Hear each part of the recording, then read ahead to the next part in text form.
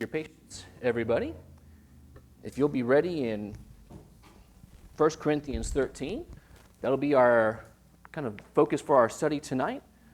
We'll be a couple other places as well, actually, as we've had some lessons that go along with, or have some other passages we'll kind of just talk about love within kind of the relationship with the love we have for one another. I'm going to put this screen back up in just a second. I tried to have it up before class, that way we're not trying to fit all the objective writing into just like a 1 or 2 minute span.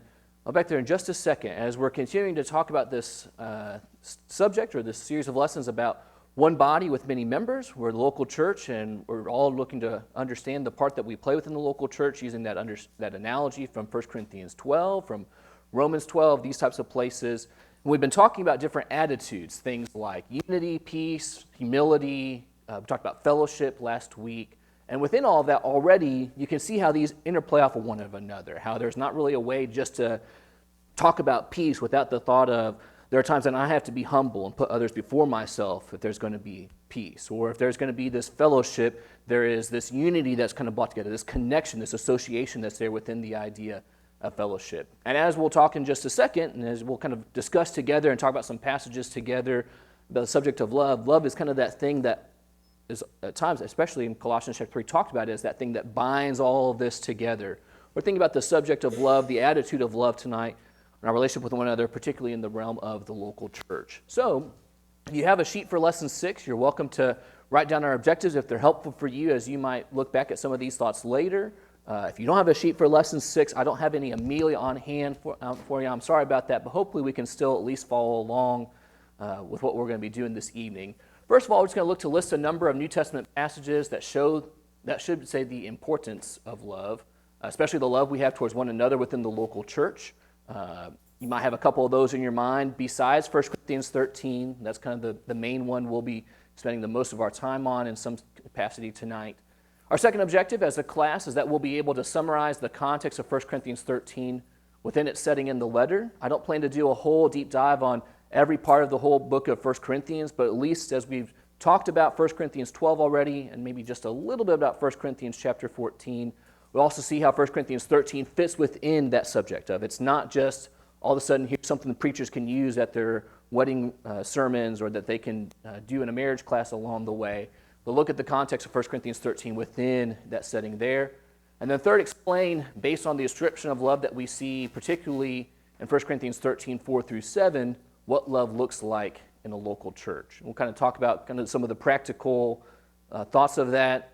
Within the sheet, if you had a chance to look over it before class tonight, there was an exercise that was just simply, if we're familiar with 1 Corinthians 13, love is patient, love is kind, it does not boast, it does not envy. Those passages that kind of has these description of what love is not, love does not. I'm not planning to go through and take a minute to define each one of those terms on its own, but we're kind of thinking about, okay, we can get a picture, we've seen the picture, I've asked you to kind of write those things down, to have those on your mind.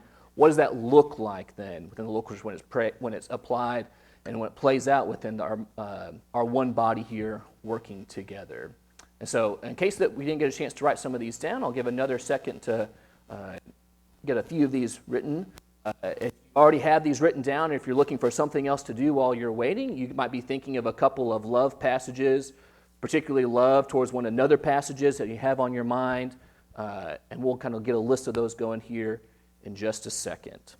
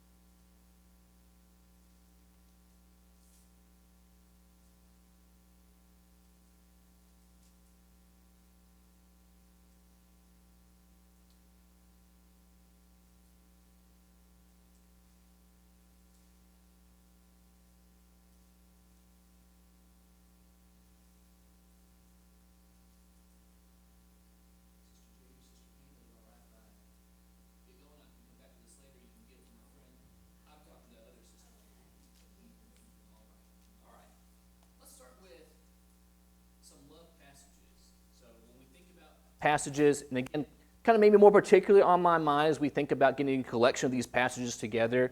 And the point of this exercise is, maybe it's a bit of a reminder of how to use a concordance, as I see some of you turning to the back of your Bible and looking at other places or using your phones as concordances.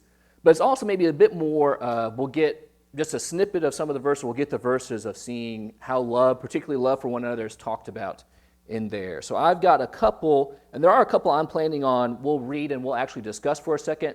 But for right now, I'm just kind of looking for compiling a list. And so feel free to, who wants to start? Sister Cheryl?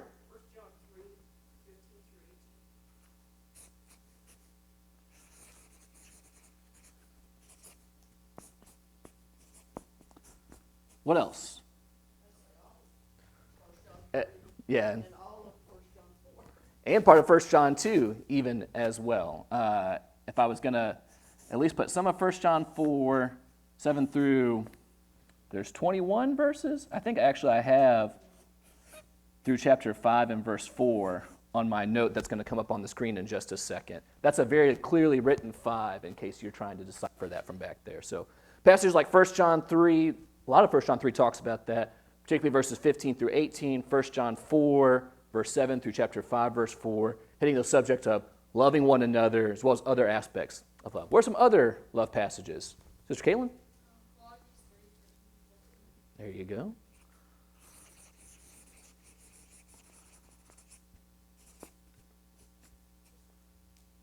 Can I put verse 12 with that? Is that all right, Caitlin? You allow it? Okay, thank you. What else do we have? Sister Debbie? 1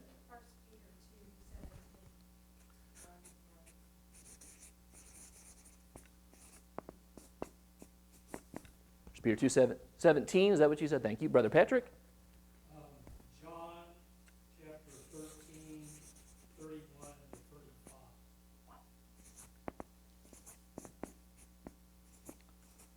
Very good. With some words of Jesus there. Brother Clint?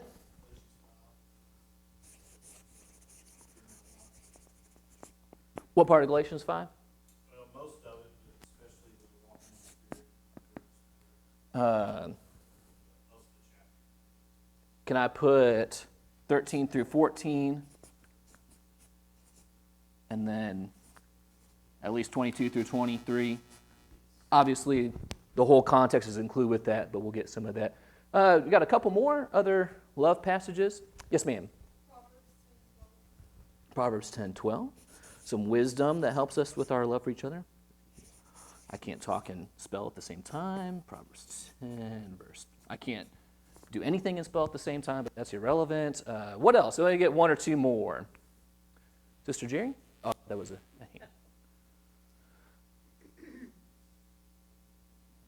hand. I'm going to play a little bit of peek into Romans 12. Oh, we'll get to someone be thinking about a Romans 12 passage. We were in Romans 12, 3 through 8. Somewhere be turning there, look around Romans 12, a little bit beyond 3 through 8, and give me a love passage from there. Sister Caitlin. I'm getting to the bottom of my paper, but it's all right. I'm going to go ahead and add verse 1 with that too. Who's got my Romans 12 I've got on my mind? Verse 10, can I add verse 9 with that too? All right.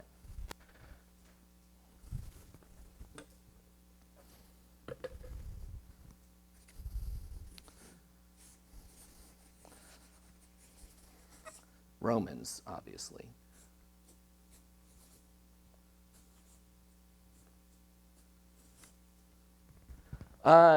If you do a concordant search, there's probably others that go with this as well. 2 Peter 1, 5 through 7 is those list of virtues that we grow in. Second to last of those is brotherly love, and then add to brotherly love. You have Ephesians 4, 1 through 3, where we're talking about unity. Part of that was our love for each other was within that conversation of unity and peace there. James chapter 2, verse 8, kind of similar to Galatians 5, 13 and 14, which is also kind of similar to our Matthew 22 and Matthew 7, kind of the similar, if you love one another, you're going to fulfill the whole law. Kind of the aspect of that is if you live with that mindset of how you treat your brother, or how you treat your people on that horizontal level, your people around you, if you love that person, then you will do what the law tells you to do in the relationship, whether maybe it's talking about the old law, but even in the law of Christ as well. I want to let's start with John 13. We'll go ahead and do 31 through 35. Get the whole couple of verses in there with that. And even as right now we're reading these a little bit, Patrick, you were our John 13 shout out a moment ago. Is that correct? Would you mind reading that? You can read verse 31 through verse 35. And then if you'd give a 2 to 4 sentence summary of what's being said there. So let's be there in John chapter 13, 31 through 35. When he had gone out, Jesus said, "Now is the Son of Man glorified, and God is glorified in him. If God is glorified in him, God will also glorify him in himself, and glorify him at once. Little children, yet a little while I am with you. You will seek me, and just as I said to the Jews, now I say also to you, where I am going you cannot come. A new commandment I give you, that you love one another, just as I have loved you. You are to love one another. By this all people will know that you are my disciples, if you have love one for another." So he's kind of anticipating ultimately the cross and the resurrection, but what he had meant to accomplish has been accomplished in the sense of, how John presents this gospel. He had just demonstrated service in the washing of the disciples' feet, and I think also anticipatory, he's saying here, love one another as I have loved you, right? And ultimately that love is demonstrated on Calvary's cross, that he's willing to go that far. Absolutely. In his love for us. And that's going to be how people are going to know us. Mm-hmm. We'll be his disciples, and people will know that when we have love one for another. So, anyway, that's, to me, the big takeaway is love one another just as I have loved you. You also are to love one another. And John picks up on that in his letter. Sister Cheryl, would you mind reading for us 1 John chapter 3? Let's all turn to 1 John chapter 3, verse 15 through 18, I think was part of the reference from earlier. I only have 16 through 18 up there, but would you mind reading 15 through 18, and then maybe giving, again, kind of the nugget there with that. Go ahead, sister. By this we know love, that he laid down his life for us, and we ought to lay down our lives for our brothers. But if anyone has the world's goods and sees his brother in need, yet closes his heart against him, how does God's love abide in him? Little children, let us not love in word or talk, but in deed and truth. The two things I get out of that are just what we were talking about, that in true love, you would be willing to lay down your life for someone else. And then the second part is that you need to help those who are in need. That's what love does. It takes care of others' needs. Mm-hmm. Absolutely. And well, there's definitely a place for that with those that we interact with at any point we come in contact with in our life, especially with kind of relating that to the fellowship idea we talked about last week, of those that we are in community with, we're in connection with.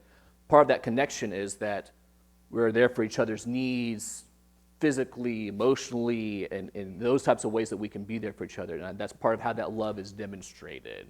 Let's move to Colossians chapter 3, verse 12 through verse 14. Sister Caitlin, do you mind reading that one for us?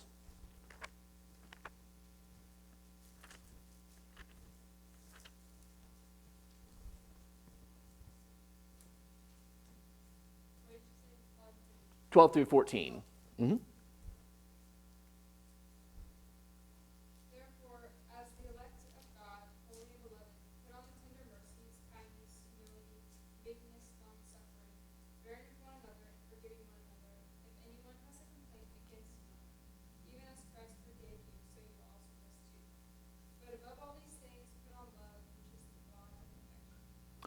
What's your kind of your nugget takeaway from that, and seeing it, especially as it relates to us talking about love?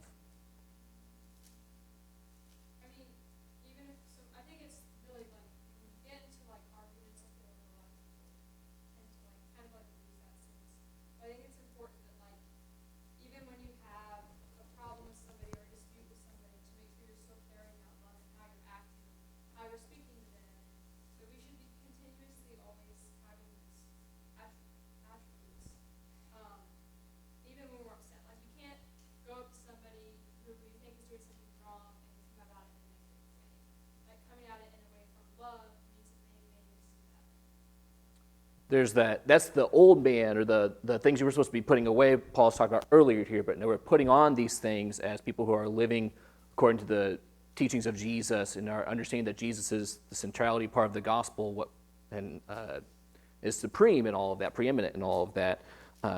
So then, particularly, I think a good example with that is how we treat each other, maybe especially in times of those disagreements. We're getting close to, not this week, but probably after I get back from Indiana, getting into Galatians 2 with Paul and Peter.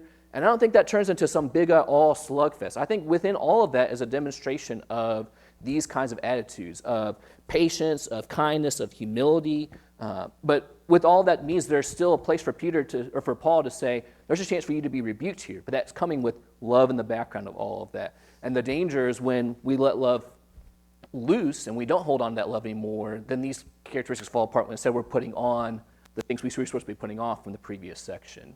Let's go to Romans 12, 9 and 10. Again, the selection you see on screen are just a couple that I grabbed. You may have more, and some of you were thinking about as you were looking at some of your concordances, or just had stuff off the top of your head as well. To look with this, as we talked about Romans chapter 12 a little bit in one of our early classes, the idea of, as it talks about in verse 4 of Romans 12, this is Romans chapter 12, verse 3. By the grace given to me, I say to everyone among you not to think of himself more highly than he ought to think, but to think with sober judgment, each according to the measure of faith that God has assigned. For as in one body we have many members, and the members do not all have the same function, so we, though many, are one body in Christ, and individually members one of another. And talks about those gifts that we have and how we use those gifts in service for the body. And then the next section in verse 9, all the way through the end of chapter 12 in the book of Romans, kind of has some of that plays out in some of those, what does that look like when the people are, the attributes of the Christian life, I think, are some of the ways, or the virtues of the Christian life, the description of the Christian life. I've heard different classes, or been in different places where people talk about these lists of behaviors of how people treat one another and how they work in the kingdom together. There's the rejoice with those who rejoice, weep with those who weep of verse 15. There's contribute to the needs of the saints, seek to show hospitality, don't be slothful in zeal, be fervent in the spirit in your serving to the Lord. Don't repay evil for evil, but trust God as he's going to be the one who says, I will repay. But verse 9 and verse 10 kind of kicks all of this off. Let love be genuine. Abhor what is evil. That which would be evil, that which would false, that would be those things that would be contrary to the love that would get in the way of us building up that relationship of the body together. Abhor what is evil. Hold fast to what is good. Love one another with brotherly affection. Outdo one another in showing honor. This is just a sample of some of the places we see in the New Testament where love is talked about and applied in the local church setting, about how people treat one another from the commands of Jesus and his expectation as he's preparing the apostles and what he's telling them they need to do as they're going to be teaching people moving forward. You're seeing that literally playing out in the Gospel of John. 1 John chapter 2 is where he talks about that new commandment we've been given, as well as 2 John talks about that some as well. And seeing that in the writings of Paul too. So that takes us to our second objective tonight, to just remind ourselves of the context of 1 Corinthians 13. I have no issue with talking about 1 Corinthians 13 in a family class, whether it be a parent-to-child relationship, between a husband and wife relationship. We didn't read 1 Corinthians 13 with Reagan and Lane, but I'm doing a wedding next week, and as I'm looking at my sermon for that, I don't think I read that passage, but the ideas are there of this is how a husband and a wife treat each other as well. But the context of 1 Corinthians 13 here, reminding ourselves of that as it pertains to our studies about the local church. 1 Corinthians 12 through 14, so the chapters on the other side of the chapter we're thinking of tonight, speak to the issue of division and competition and confusion over spiritual gifts. These are things like prophecy, speaking in tongues, this knowledge that would be given that is kind of helping to preach the message of the gospel, to teach the message of the gospel. These things dealing with the unveiling revelation that's coming as in the early days of the infancy of the church. And as he's talking about those things, there are some people who seem to be saying, particularly about the issue, or with the gift of tongues, they're kind of saying, I've got the gift of tongues, look at me, I'm so important. And maybe a glimpse from what 1 Corinthians 14 talks about, if you're familiar with that chapter, a picture of people who, one guy's talking in tongues in 1 Corinthians 14, and while he's trying to do his tongue speaking, somebody else is saying, well, I can speak in tongues too, and it's going on at the same time. And someone is getting a message from, getting a word to speak in terms of prophecy, and they're maybe trying to do that, but there's no order within all that. And it's leading to division, it's leading to confusion within the church, as opposed to the building up and the teaching instruction that's expected to come from when God is revealing his word. There's supposed to be clarity with that. And so within some of that, this is contrasted, the spiritual gifts are contrasted with the temporary, the spiritual gifts being temporary are contrasted with love that never ends. This is one of our 8-10, in case I haven't explained that in a while, my 8-10 subjects are those that after worship tonight, if you want to talk more about 1 Corinthians 13, 8 through 13, we can do that. But that's going to steer us a direction. We don't really have time to go in the last 15 minutes we have for our class tonight. I'm thinking I'm going to try to promise you all a lesson on what is 1 Corinthians 13 speaking about. Maybe many of us are familiar with the facts that we understand that gifts don't exist today, but that's a good refresher for us to talk about those. As people talk about gifts every once in a while, as even in kind of the broader Christian social networks spectrum of things, people seem to be talking about tongues every now and again. It seems to keep coming up of, do you have to speak in tongues to be a Christian? Or there's lots of discussion about tongues in general and what it is. It'd be probably a good reminder for us to get those things. So maybe early next year we'll get more into that passage. But what Paul's doing in 1 Corinthians 13, in the latter half of that chapter, is contrasting the spiritual gifts which have a purpose, which are limited, as opposed to love which never ends. And this gets us to talking about love within this chapter then in 1 Corinthians 13. Paul's emphasizing the more important subject, that being the way of love. If you're not already in 1 Corinthians 13, I encourage you to be there. And as you're turning to 1 Corinthians 13, look at the verse that precedes the chapter and the verse immediately after the chapter. Love is kind of continued to be, obviously there would have been no chapter break when Paul wrote the letter, but love continues to go from the end of chapter 12 into the beginning of chapter 14. As he's talking about the gifts, but he says, I want to show you a more excellent way. I want to show you the way of love that you need to have. The foundation of how the Corinthians use their gifts and treat one another is this aspect of love we're going to focus on for the rest of our class tonight in verse 1 through verse 7. And then how love is supposed to be that way which is continually pursued even as the gifts are used within its context of the first century. While there will still be tongues, while there will still be prophecy, there still will be those who are interpreters for the gifts of tongues and those times of speaking in that moment. 1 Corinthians 14:1 says, pursue love and earnestly desire the spiritual gifts, especially that you may prophesy. Again, that's moving maybe more of a direction we're not moving tonight, with him kind of talking about kind of the significance of prophecy, maybe especially for the Corinthians as they seem to be uplifting or emphasizing this tongue speaking as being super important, and kind of a bit of pride or puffed up this here. Paul's saying prophecy is quite important. He's not trying to downplay or neglect tongues at all. But within that section then, within this conversation about the body, and the body being one body with many members, and how the members relate to each other, and remembering the ideas from the end of chapter 12, or towards the end, places like 1 Corinthians chapter 12 and verse 26. If one member suffers, all suffer together. If one member is honored, all rejoice together. When they're not using their gifts in the proper way, when they're being proud in the way that they use their gifts, they're hurting the body. They're causing problems. They're causing confusion rather than the building up and the glorifying that the body of Christ is supposed to be doing. So that's the context that love comes in here with that.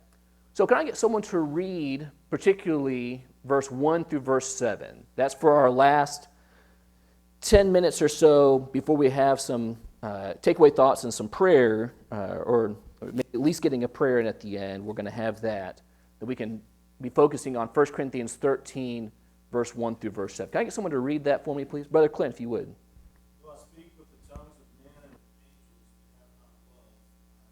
I am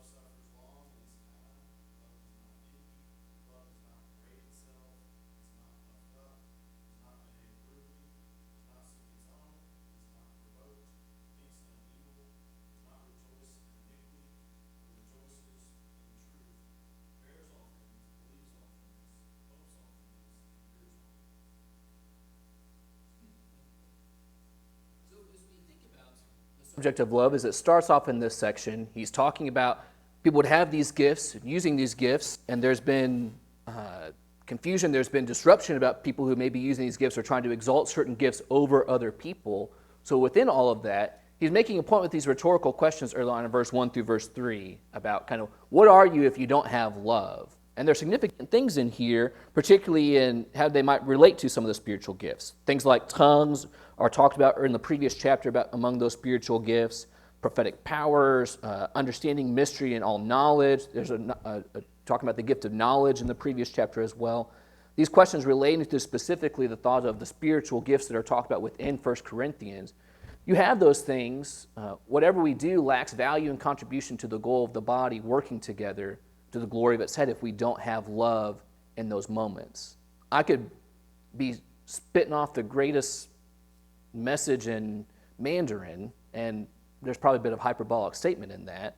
If I could be spitting that off, but there's no, number one, there's no translator with it, there's nobody speaking Mandarin. But number two, if I have no love for the people I'm speaking to, it's nothing. It's just loud noise. That's as a percussionist, singing gongs and cymbals talk about, that's kind of piquing my interest there, but that's a whole rabbit hole I got down a little bit, but doesn't really help our class tonight. The point is it's loud noise. The end of these verses, verse 2, if I have not love, I'm nothing. The end of verse 3, I could give away all I have. I could either, some versions say something about I could be boasting or I could deliver up my body to be burned. But even in that giving away and that sacrifice that's happening, if I don't have love behind it, I gain nothing. He's emphasizing the point that there needs to be love that motivates behind what we do. Very similar, I think, to what we see in 1 John chapter 3 and verse 18. Don't just love, I'm going to get the wrong verbs that come with that. I want to make sure I have that correct. 1 John 3:18, do not just love in word and talk, but in deed and truth. I think it's very similar to the point that Paul is making here within these first three verses of 1 Corinthians 13. And so I have from the English Standard Version, the love is not these things, love does not, love is, love does. As I was looking through various translations this week, I was slightly annoyed the fact that in some it says love is patient and kind, it does not envy, it is not boastful. And I'm like, well, that doesn't help my list on the screen if I'm trying to get everyone on the same page. But if you did that exercise, again, it's very simple, but it gives you the picture of this is what love is, this is what love does, this is what love is not, this is what love does not. And the point of, we've read the text and seen that, and talk about the context of love, particularly as it relates to a local body and how a local body lives in that way and behaves in that way. Those questions that kind of are introspective for us and kind of the challenge for us that motivates us to continue to grow is to say, what if a church was doing this all the time? And particularly, what if I was playing my part in doing that all the time? That not just with my spouse, what if I had this attitude of love towards every single brother and sister that I saw on Sunday and Wednesday and throughout the week? If I had these type of attitudes, if I was patient and kind with somebody, rather than being annoyed about somebody who's wasting my time before service when I've got other things I need to do, there's some patience there with that person as they're talking with me, maybe talking about some things in life. Maybe it seems like it's nothing, but there's some moments there where there's some patience. That rudeness, that kind of insisting on its own way, that love is not going to be that way or love does not act that way. It needs to happen. If we're going to do a Bible class, this is how we're going to do it. But then the shepherds say, we would like it to go this way. And so behind their backs in the car with Becca, can you believe those guys? I'm trying to do it, and I've got the perfect plan because it's my plan, so it must be the perfect plan. And I'm insisting on my own way in that regard. That's not the love that we're supposed to see for the local church. So we got a few minutes here. What does that look like in the local church? What does it look like when love is not arrogant or rude or irritable or resentful? What does it look like when it does bear all things, believe all things, hopes all things, endure all things? We may not hit every single word, but when you look at that list, what stands out to you? Maybe it stands out to you because it's something that's been impactful. Someone's treated you that way. Maybe you don't have to admit this right now in your class. Maybe it's something of, I know I need to work on this. But what stands out to you about how this relates to the local church and what that looks like?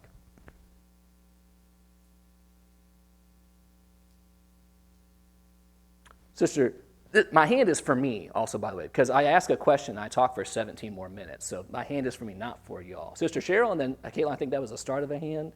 Sister Cheryl. I think a lot of these lessons we've been talking about,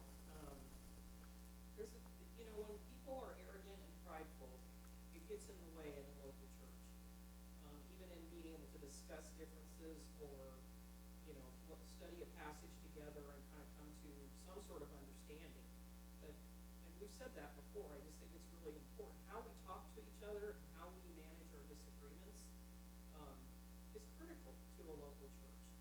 And in my experience, when I've seen troubles in churches, there's a lot of pride that gets in the way of being able to resolve that. So that's what jumps out to me. Absolutely. Sister Caitlin? Kind of like what she was saying, like your attitude, like how you present yourself and your attitude makes a huge difference. Even when we're talking about people who aren't coming to church, when you go to speak to somebody, the first, their influence that they get off of you is like, oh, she was rude, and it's like, well, you're so stupid. Obviously, you're not going to listen to that person.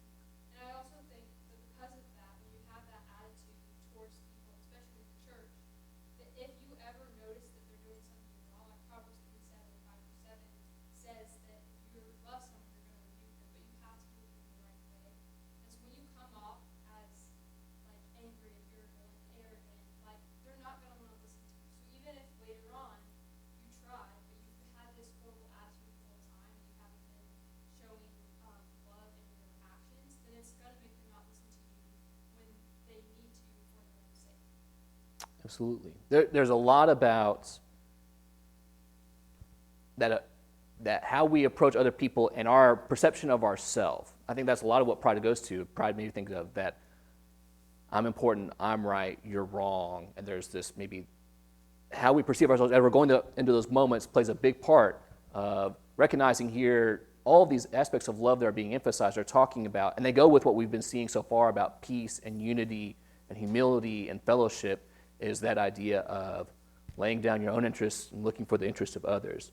To Sister Caitlin's point, too, there are times that maybe people might think that that wasn't very loving, but what you're doing is loving by rebuking or exhorting somebody. But as you do that with hope and endurance and patience, there's a big difference between that and the kind of my way or the highway that we don't see from the examples of apostles in the New Testament, from Jesus in the New Testament. Jesus had a way, and Jesus is the way, so there's obviously no compromising in that regard when it comes to the truth. With that, how we treat people, the attitude we have in those moments carry a big weight in our discussion with people. What else looks like in the local church? Maybe we'll get Sister Debbie. Go ahead. Start with that. When you have conflict, you will never hate anyone, you will continually pray. In Romans 12, it says, love the devil, the world is evil. Resentment is evil. And the longer you go without the attempt to resolve and have unity, you have to be in the 12, continue steadfastly in prayer. And when you're praying for someone that you have conflict with, continually, steadfastly, you will not hate them. Because that can all lead to such division and hate. You don't realize it's happening until you never, ever hate anyone constantly. Absolutely. There's a great reminder in that. Can I speak to the positive love is patient and kind and what that looks like in the local church? I hope I'm not boring or too repetitive with the story. The one that comes to mind for me is the time that I had fallen away and a shepherd and his wife wrote a letter and reached out to me and were very kind and graceful in their words, but the undertone of the whole letter is, you big dummy, you know what you're supposed to be doing, you're behind back in church and start living right. And that's a little bit of my, putting that into my more colloquial speak. But I think about that, and as someone who showed great patience and kindness with me by saying, Jeff, something's going on here, and we're trying to guide you in that right direction. That's a wonderful thing when the local church looks like that and is loving in that patience, in that kindness kind of way, reaching out and showing that compassion, showing that kindness, and being firm in the truth at the same time, but someone who, they were not going to rejoice at wrong when I wasn't living right. They were going to say, this is the right way to live, and you know that. Your parents have taught you that. You've been at this church your whole life. You know that. But they showed, and I truly believe, that patience and kindness of what that love looks like in that kind of way. So again, as we think about that type of question, there's a lot of times, particularly in times of conflict, when there's disagreement, we need these reminders of love and unity and peace. And all of that being based upon the doctrine of Christ, the unity we have with God, the peace we have with God because of our relationship with Him.